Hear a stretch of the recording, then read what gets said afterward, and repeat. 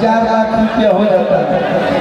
तो आज के समय में अपने आप की बहुत बड़ा आदमी बन रहा है। सच्चाई है कि ना? मार बॉडीगार्ड, बमसर, हथियार ना सब कुछ लेके घूमे लगा था। लेकिन जैसा कर्म कीजिएगा, अगर आप अच्छा कर्म किए हैं तो आपका बाल बच्चा नहीं हो सकता है।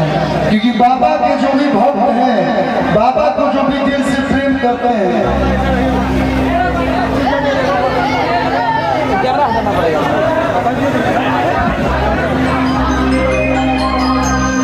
तो सब खड़े रहने के लिए हैं। इतना बढ़िया व्यवस्था कोई बचेगा ही नहीं। आजकल चुनाव चलता, सब खड़ा होकर कभी भगुआई त्रिशूल देखनी है तो हमारे एगो गाना याद पड़ गए। सबके हुबना ताई जबाहु बोली, कतनो पैसा रुपया हर हथियार बा बोले, लेकिन इनसे बड़ा कोई नहीं है। क्या भैया? बाबा से बढ़ के बा। सबके हुबना ताई जबाहु बोली, इनका सोझा सुन के होके न चली।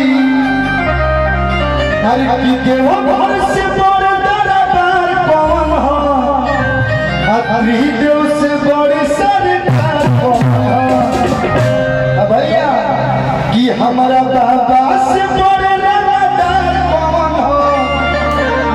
आजकल आगे लोग फ्री में इंस्टाग्राम मार बुलेट लेके हथियार लेके लोग रंगदार बनते, लेकिन इससे बड़ा कोई नहीं है कि हमारा बाबा से बड़ा रंगदार कौन हो। भैया रसूलवा से बड़ा हथियार,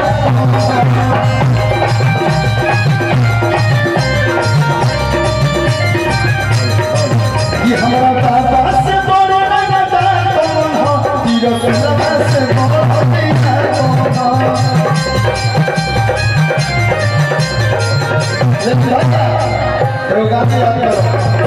एक तो में भूखल बानी, अरे सावन सोमारी, देव घर जाए के दूजे, अरे कोई तैयारी नहीं कहब तो लागी हमारा दुख राजा जी,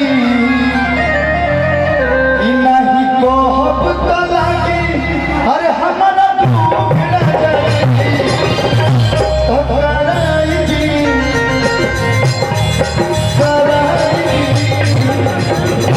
मीठा मीठा था देने से बारी चाहिए गाड़ी के घर के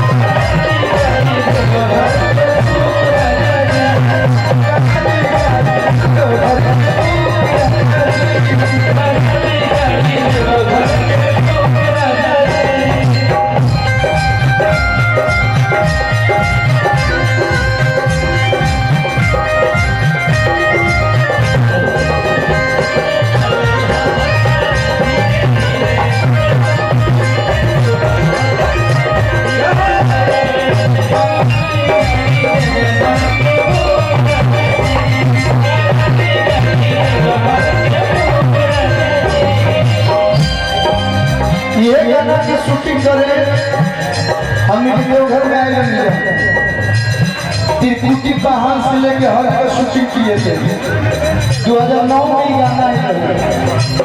और देखिए बाबा के महिमा कि सब गाना पुरान हो जाए लेकिन की गाना पुराना हो। सुनिया घर में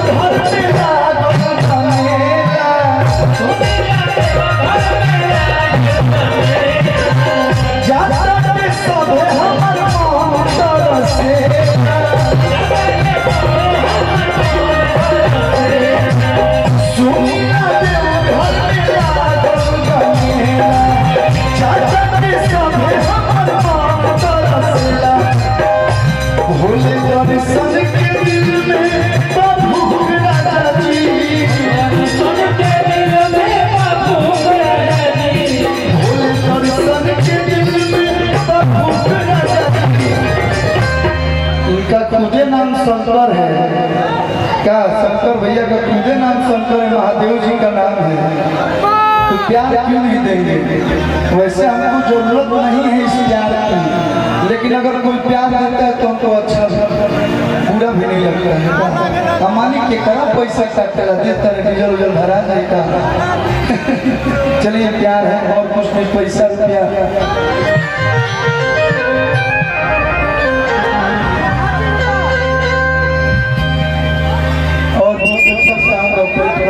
थोड़ा सा सिटी पे ध्यान दीजिए कि भोले दर्शन के दिल में भूख राजा जी,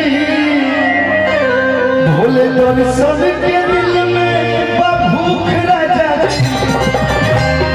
केकर के शादी हो गई है बहुत ना, इसीलिए पूछे कि इधर बहुत सब युवा पीढ़ी दिख रहा है। भगवान भोले बाबा करस तो अगला बार अपना मेहराज सकता है बाबा। हर की भोले दर्शन के दिल में भूख राजा जी,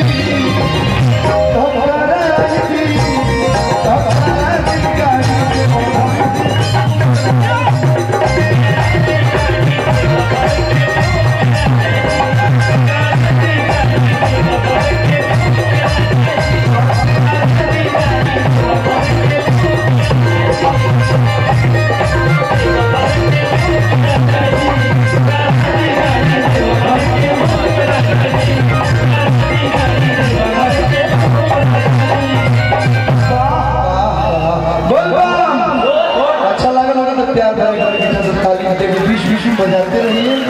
और गुलाब पूर्णिया सेवा शिविर, कवरिया शिविर, इतना प्यार इतना सम्मान। थोड़ा भैया लोकल जो भी भैया इधर का जो है तंदन पीछे हो जाए अच्छा लगी। इतना गर्मी में ऊपर से और गर्मी लगे लगा, थोड़ा सा पीछे हो जाइए आप भैया। भैया बोल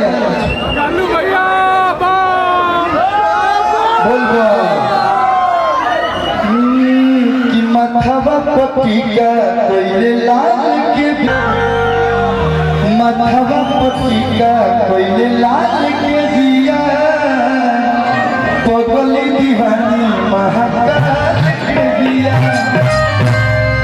गिरुआ दुपट्टा देह पटाल के दिया। एक लड़की है, वो लड़का से पूछा कि इतना खुश तू काहे बड़ा? लड़किया कह दिया कि कर बड़ाई तू बखानता रहो, भोले बाबा के सिर नाता रहो। तो यह भाई कहता कि गिरुआ दुपट्टा देह पटाल के दिया, गिरुआ दुपट्टा देह पटाल के दिया।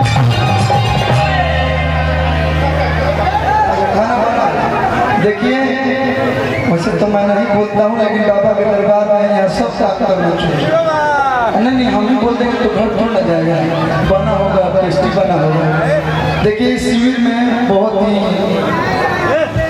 प्यारा प्रसाद बना हुआ है, आप सभी के लिए भोजन का भी उत्तम व्यवस्था है।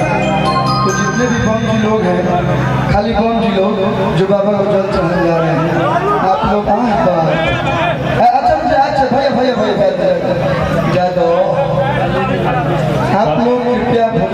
कर सकते हैं? सभी बम जी सारी सुविधा निःशुल्क है बम जी, आप आइए और बगल से रास्ता भोजन ग्रहण कीजिए।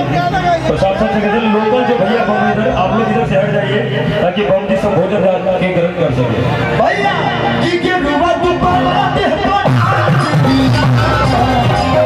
कि माथावा पति का कोई लाल की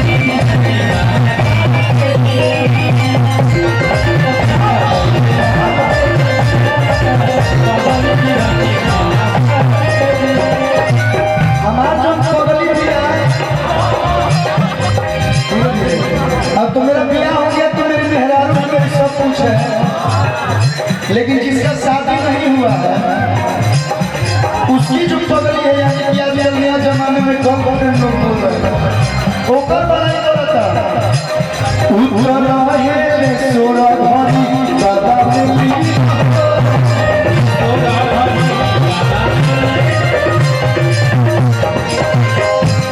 अरे कौन भोला रोके रखती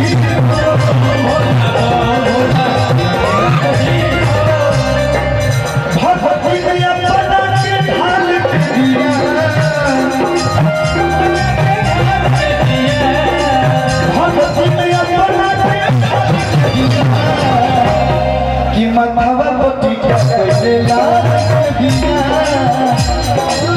माथावा पति का कोई लाल के बिया